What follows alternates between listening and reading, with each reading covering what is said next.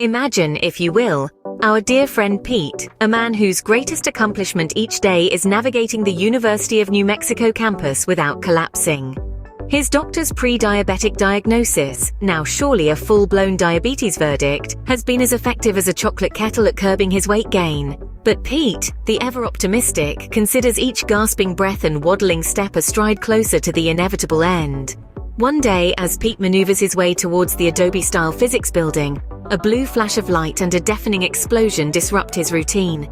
Toppling over in surprise, Pete finds himself with a bruised tailbone and a bruised ego.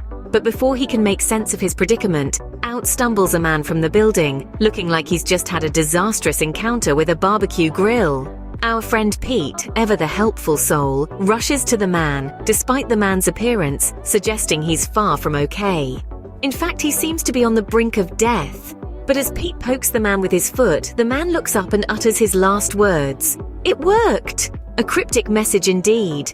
In a plot twist worthy of a daytime soap opera, the man reveals he's achieved the perfect quantum tunneling, whatever that means, and expresses his love for his lab assistant before shuffling off this mortal coil. Now Pete is left with a dead professor in his arms, a scenario that would make anyone's blood run cold.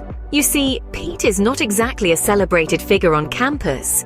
His burritos, while cheap, are rumored to be made from the mythical creature chupacabra and rats. They are more of a dare for freshmen and a prank for frats than a culinary delight. So, finding Pete next to a dead professor would be the equivalent of pouring gasoline on the fire of rumors that already surround him.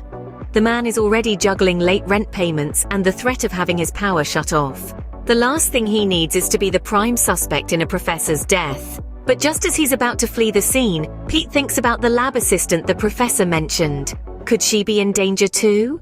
With a deep breath, he steps into the smoke-filled physics lab.